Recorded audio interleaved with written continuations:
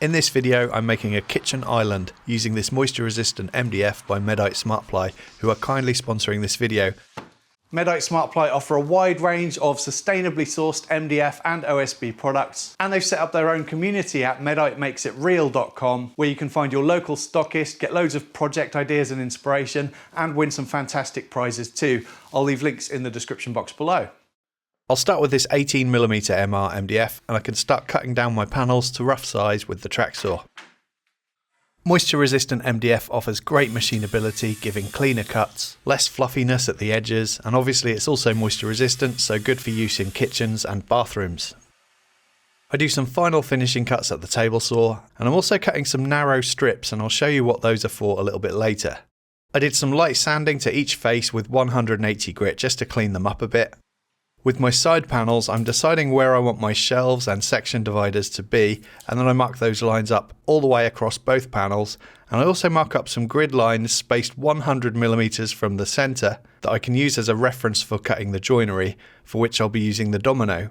I'm cutting these mortises 15mm deep into the 18mm MDF, and I'm going to be using 8mm thick dominoes, which are nice and strong.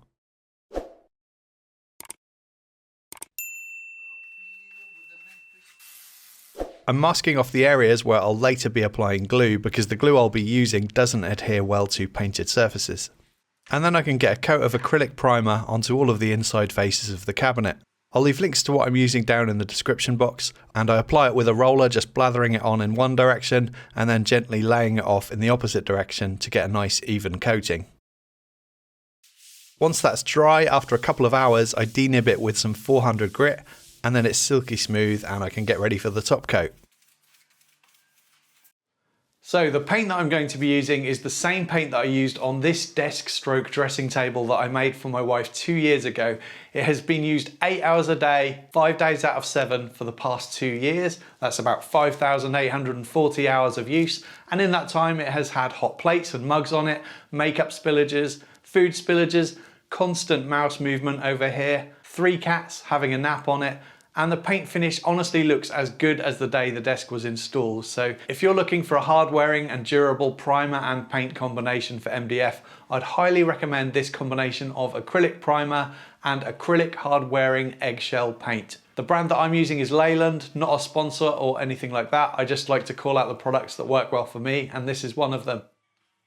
The roller does leave a bit of a texture, but I don't mind that, and denibbing in between coats makes it nice and smooth to the touch. Actions speak louder than words, and I have a random spanner here. Let's see if I can scratch the paint on this offcut. I start quite gently and then increase the pressure, and then finally use my full force. Really impressive.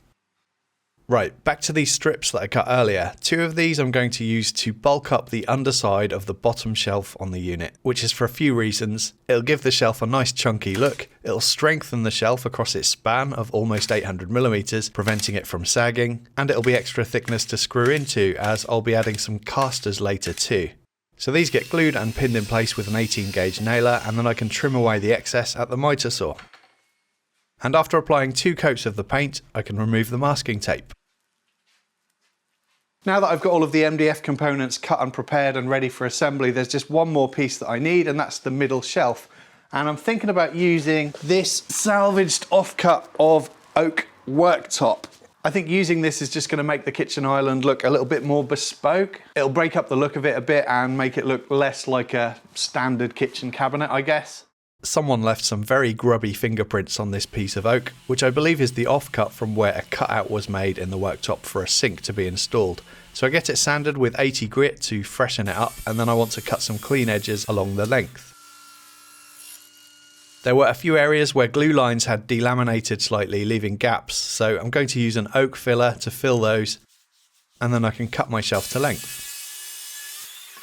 These ends will also need corresponding mortises, and at this point I'm going to glue in my dominoes to the shelf ends and let the glue dry before doing the assembly. That's just going to make the glue up a little bit less stressful. I do need to make sure that each domino is centered to the mortise though, and that they're fully seated in the mortise to prevent issues when assembling. To finish the oak shelf, I sand away the excess filler, and I added a round over to the edges using the router. And on this oak, I'm going to be using a hard wax oil for maximum durability. There's been a lot of debate within the YouTube woodworking community recently about how best to apply this product. My podcast buddy Matt from Badger Workshop and I discussed this in a recent podcast episode, which I'll leave a link to in the description box. Anyway, as a result of that, where I would normally wipe away the excess after applying, this time I'm going to apply the first coat with a brush and then just leave it to dry. After 24 hours, I came back to have a look and it's too tacky to do anything with yet. It was the same even after 48 hours, so it was 72 hours before I could continue working on this, which is a bit annoying because it's going to need a second coat as well. I denib with some 400 grit and I'll worry about applying that second coat later, but for now I want to crack on and get this unit assembled.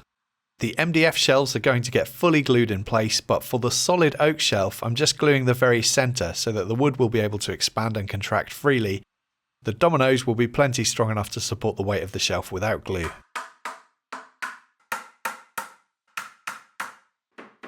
At the top, rather than a full panel, I'm just going to add a couple of these strips, which will cut down a bit on weight and it also uses up less material.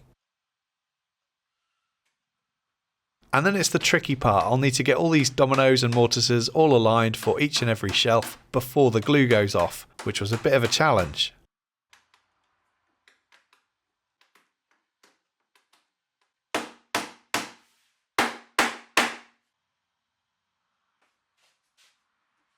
So I don't know how many of you will have noticed my stupid mistake, but just in case you didn't, let me show you. I forgot that my oak shelf was narrower than the MDF shelves and therefore I've got this area which I really should have painted. So now I've got an immaculate paint job everywhere apart from these areas here. So I'm going to have to try and touch this up as best I can. I'm feathering the edges with some 100 grit to help ease over that transition between coats, and I'll have to prime and paint this later. I've got one more panel to fit and it's this central divider that will sit between two drawers. I planed it down to the exact width and then fitted it using screws since these won't be seen on the finished unit. I sanded the edge grain to get it nice and smooth, eased over the corners and added some filler between the join on the bottom shelf as I want it to look like one solid panel. Time to make the drawer boxes next, and for that I'm using some 12mm MEDITE SMARTPLY MR MDF. I only need a little bit actually, I can get all 8 panels I need from this small piece. And then I'll use some 6mm for the drawer bottoms. I'm going to keep the drawers really simple. Last time I made them I cut housings for the bottom panel to sit in, and that worked well, but for these I really want to maximise the height inside the drawers, so I'm just gluing and brad nailing the boxes together. And that bottom panel will keep the assembly nice and square. These drawer boxes will be nice and strong, and although the bottoms won't be replaceable, I know the paint I'm using will cope with some abuse.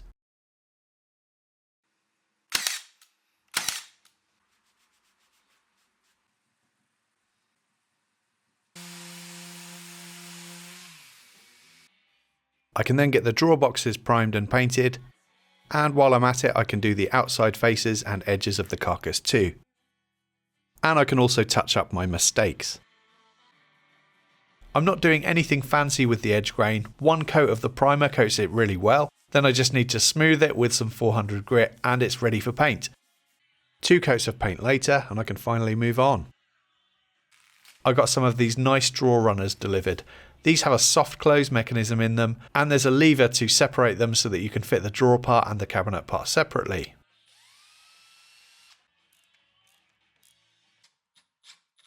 It's always quite unnerving seeing if they will fit, but I've done loads of drawers over the years so I'm getting quite comfortable with it now and these fit perfectly. I positioned the runners so that I'd have space to add some inset drawer fronts, and I just want to make sure that they will be flush using this scrap. This took a few slight adjustments off camera to the drawer runners. Right, we're definitely getting there now, but I've made another silly mistake. I've just cut my drawer fronts, which fit in there quite nicely.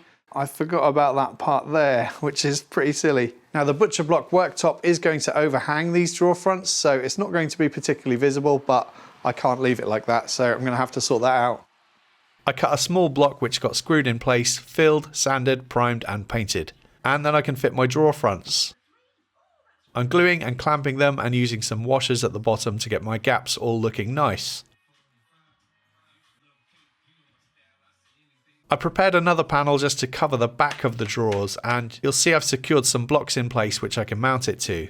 I'm going to scuff up the painted surface a bit and then use some polyurethane glue and some more brad nails which will later get filled and touched up. And I left a 5mm reveal here just because I think it looked nicer.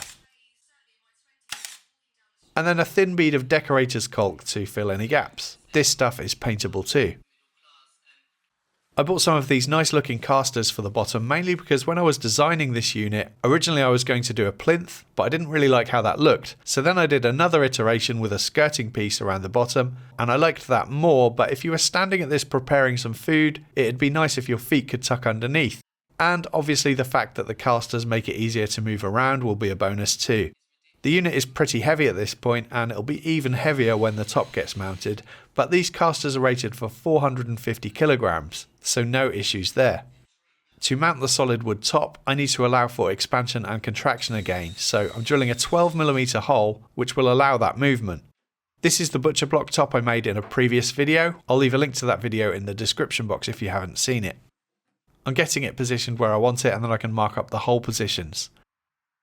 And I drilled an 8mm hole in the underside of the top to add some threaded inserts.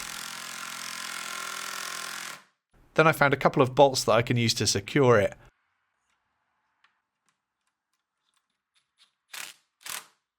Making sure not to over tighten so that the wood can still move. Then a few final paint touch-ups and a second coat of the hard wax oil to the middle shelf, this time rubbing it on with a cloth.